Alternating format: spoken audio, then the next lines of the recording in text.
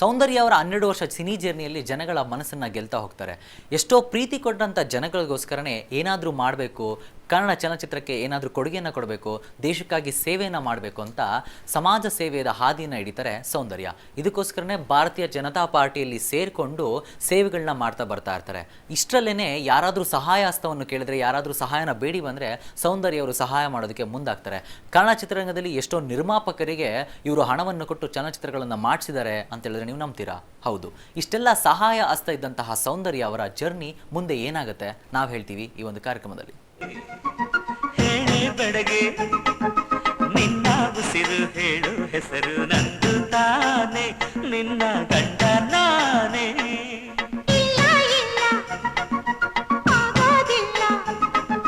ಹಳ್ಳಿ ಹುಡುಗಿ ಗಂಡನ ಹೆಸರು ಹೇಳೋದಿಲ್ಲ, ಸಲಿಗೆ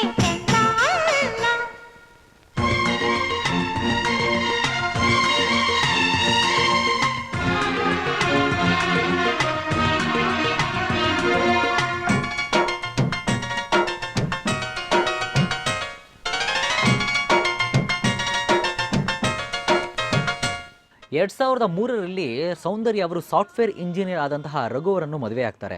ಮದುವೆ ನಂತರ ಚಲನಚಿತ್ರದಲ್ಲಿ ಮುಂದುವರಿಯೋದು ಕಷ್ಟ ಅನ್ನೋದನ್ನ ಅರಿತುಕೊಂಡು ಸೌಂದರ್ಯ ರಾಜಕೀಯದಲ್ಲಿ ಅಂಬೆಗಾಲ ಇಡೋದಕ್ಕೆ ಶುರು ಮಾಡ್ತಾರೆ. ಅದೇ ವರ್ಷ ಸೌಂದರ್ಯ ಅವರ ಸಿನಿ ಕೇರಿನಲ್ಲಿ ಮತ್ತೊಂದು ಮೈಲಿಗಲ್ಲು ಅಂತಿದ್ದ ಆಪ್ತ ಮಿತ್ರ ರಿಲೀಸ್ಗೆ ರೆಡಿ ಆಗುತ್ತೆ.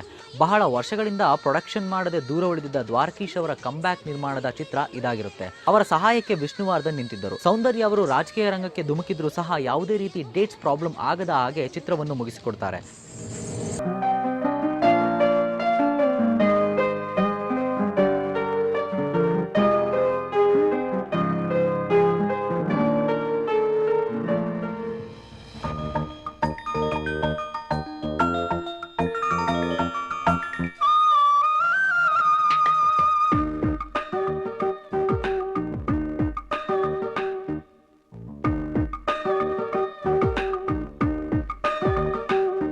ನನ್ನೋಳು ನಕ್ಕರೆ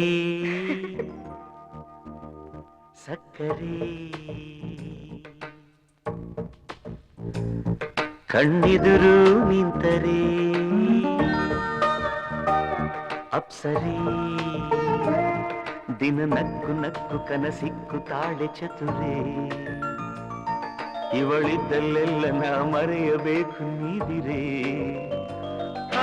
ಮರೆತು ಮರೆತು ಎಲ್ಲ ಮರೆತು ಹಾಯಾಗಿರುವೆ ಮೂರು ಹೊತ್ತು, ನಿನ್ನ ಹೊರತು ಬೇರೆ ಏನು ನನ್ ಪ್ರೀತಿ ಗೊತ್ತು.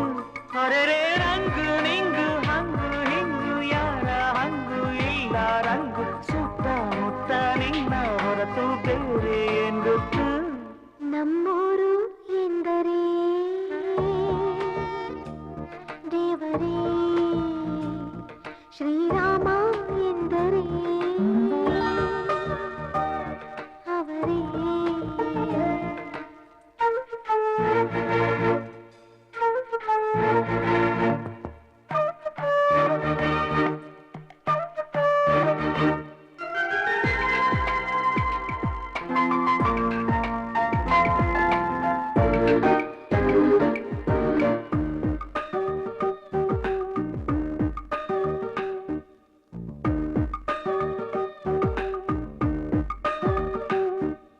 ಬೊಗಸೆ ಕಣ್ಣೋಳು ಬೊಗಸೆಯಲ್ಲಿ ಸಿಕ್ಕರೆ, ಜಗವೇ ಸಿಕ್ಕಿದರು ಬಿಡುವಷ್ಟು ಅಕ್ಕರೆ, ಹೀಗೆ ತಾನೇ ಪ್ರೀತಿ ಮಾಡೋರು ಪ್ರೀತಿಸ್ತಾರೆ.